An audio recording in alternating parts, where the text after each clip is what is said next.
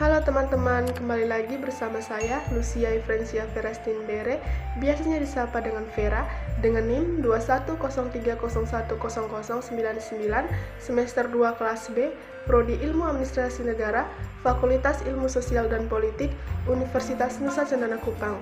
Di sini, saya akan mengulangi atau mereview kembali materi yang diberikan oleh Bapak dosen yang sama dengan mata kuliah Teori Pembangunan.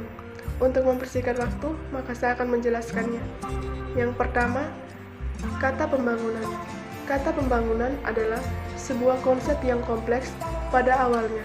Pembangunan hanya sebatas kata benda yang netral yang dimaknai sebagai pertumbuhan ekonomi, kenaikan, pendapatan, dan lain-lain, bahkan ideologis. Alur pikiran perubahan sosial terbagi atas tiga. Yang pertama, sosial problem atau realitas.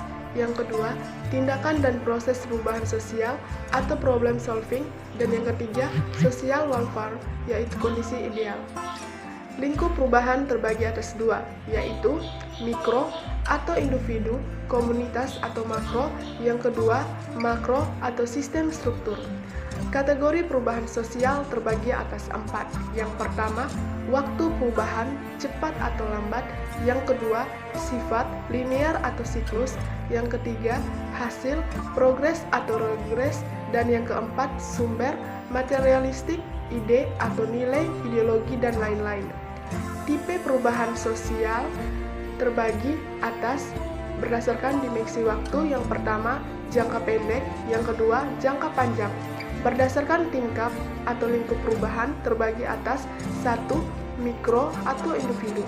Tipe 1, perubahan sikap. Tipe 2, perubahan tingkah laku. Tipe 2, perubahan siklus kehidupan. Yang kedua, intermediat atau kelompok. Yang ketiga, perubahan normatif. Yang kedua, perubahan administrasi. Tipe 4, perubahan organisasional.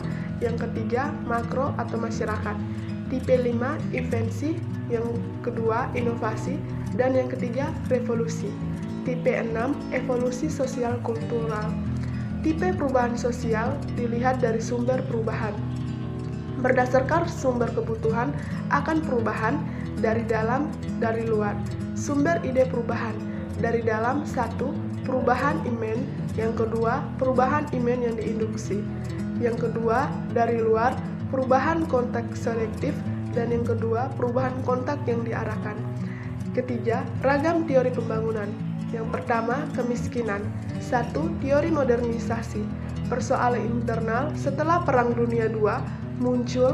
1. Munculnya Amerika Serikat sebagai kekuatan dominan di dunia. Yang kedua, pada saat yang sama muncul kekuatan yang sama memperluas gerakan komunis oleh Uni Soviet. Yang ketiga, lahirnya negara-negara baru merdeka di Asia, Afrika, Amerika Latin menjadi ajang pengaruh AS dan Uni Soviet. Munculnya modernisasi. Beberapa kajian berbasis teori modernisasi klasik. 1. Menurut M.C. Klein, motivasi berprestasi. M.C. Klein mengajukan pertanyaan, kelompok mana yang sesungguhnya menjadi pendorong utama proses modernisasi di negara dunia ketiga? Wira swastawan, kebutuhan untuk berprestasi, negara yang masyarakatnya memiliki derajat yang tinggi, kebutuhan berprestasi, maka derajat pembangunan ekonomi tersebut tidak berjalan dengan baik. Yang kedua, menurut Inkeles, manusia modern. Inkeles merumuskan berbagai pertanyaan. Apa akibat yang ditimbulkan oleh modernisasi terhadap sikap nilai dan pandangan hidup sederhana? Apakah negara dunia ketiga akan memiliki sikap hidup yang lebih modern dibandingkan dengan ketika belum berinteraksi dengan negara barat yang sudah memiliki sikap modern? Yang berikutnya, Inkeles merumuskan berbagai karakteristik pokok manusia modern. Yang pertama, terbuka pada pengalaman baru. Yang kedua, manusia modern akan memiliki sikap untuk semakin independen terhadap berbagai otoritas tradisional. Yang ketiga, manusia modern percaya pada ilmu pengetahuan, termasuk percaya akan kemampuan untuk menundukkan alam semesta. Manusia modern memiliki orientasi mobilitas dan ambisi hidup yang tinggi. Manusia modern memiliki rencana jangka panjang. Manusia modern aktif terlibat dalam peraturan politik. Max Weber menjelaskan tentang etika Protestan. mengumumkan soal manusia yang dibentuk oleh nilai-nilai budaya di sekitarnya, khususnya agama.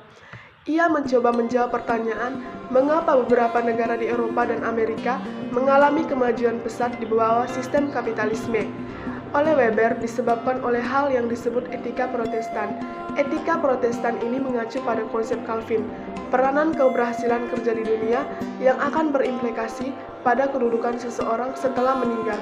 Kepercayaan ini membuat orang yang menganut agama Protestan, Calvin, termotivasi untuk bekerja keras untuk sukses. Etika Protestan ini menjadi faktor utama munculnya kapitalisme di Eropa. Kritik terhadap teori modernisasi.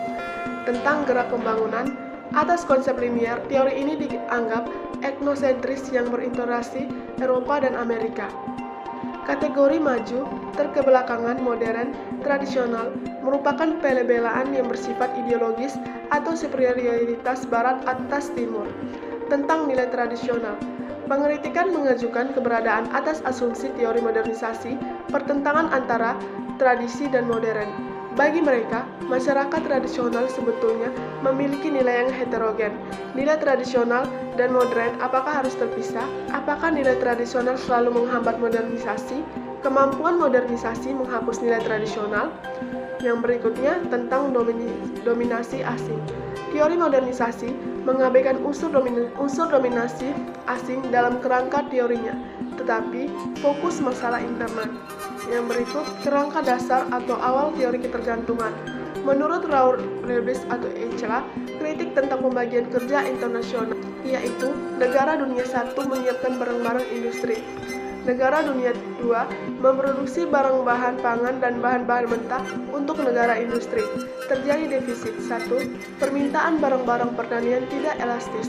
Pendapatan meningkatkan tetapi tidak melimpahkan anggaran untuk membeli impor menjadi lebih besar, sedangkan pendapatan ekspor relatif tidak meningkat. Yang kedua, negara-negara industri melakukan proteksi terhadap hasil pertanian mereka sendiri. Yang ketiga, kebutuhan bahan mentah bisa diganti penemuan teknologi baru bahan sintesis. Menurut Andre Gunther Frank, pembangunan dan keterbelakangan. 1. Bukan faktor internal penyebab keterbelakangan di dunia 3, tetapi kolonialisme. Keterbelakangan bukan merupakan sesuatu yang alami, melainkan ciptaan sejarah dominasi kolonial yang dialami negara-negara dunia ketiga. Model metropolis dan satelit, surplus dalam bentuk bahan mentah, laba, dan sebagainya. Yang kedua, menurut Dos Santos, struktur ketergantungan, bahwa hubungan dua negara mengandung ketergantungan. Apabila beberapa negara yang dominan berkembang dan memiliki otonomi dalam pembangunannya, sementara negara lain yang tergantung dalam pembangunan, sementara negara lain yang tergantung dapat melakukan hal serupa, hanya sekedar merupakan refleksi perkembangan negara dominan. 3 bentuk ketergantungan. Yang pertama, ketergantungan kolonial. Yang kedua, ketergantungan industri keuangan, devisa, atau rendahnya harga produk barang mentah. Uang keluar lebih besar dibandingkan dengan uang masuk. Yang ketiga, ketergantungan teknologi industri. Asumsi dasar teori ketergantungan klasik. Yang pertama, ketergantungan sebagai gejala umum yang berlaku hampir di semua negara dunia ketiga. Yang kedua, ketergantungan sebagai akibat faktor eksternal. Yang ketiga, ketergantungan dilihat sebagai faktor ekonomi akibat supraekonomi kepada negara maju. Yang keempat, pembangunan yang otonom dan berkelanjutan di negara pinggiran nyaris sulit dilaksanakan. Yang berikutnya kita masuk ke teori sistem dunia. Sejarah, perdebatan teori modernisasi, teori ketergantungan, kecenderungan terbentuknya tata ekonomi kapitalisme dunia, munculnya negara-negara di Asia Timur, Jepang, Taiwan, Korea, Hong Kong, mencapai pertumbuhan ekonomi tinggi. Adanya krisis di negara sosialis, krisis di Amerika Serikat, memikirkan kerangka pikir baru, perspektif sistem dunia. Soal kutub negara. Yang pertama, Wallerstein, kritik terhadap model Dewi Kutub atau sentral dalam pinggiran. Yang kedua, dunia terlalu kompleks. Yang ketiga, banyak negara yang sebetulnya tidak masuk dalam dua kategori tersebut, trikutub atau sentral, semi pinggiran, dan pinggiran. Alasan, pola Dewi Kutub akan mendorong desentralisasi sistem dunia, perpindahan modal dari negara yang sudah tidak efisien ke daerah baru yang lebih efisien, laba optimum. Tempat ini oleh Wallerstein sebagai negara semi pinggiran. Terima kasih.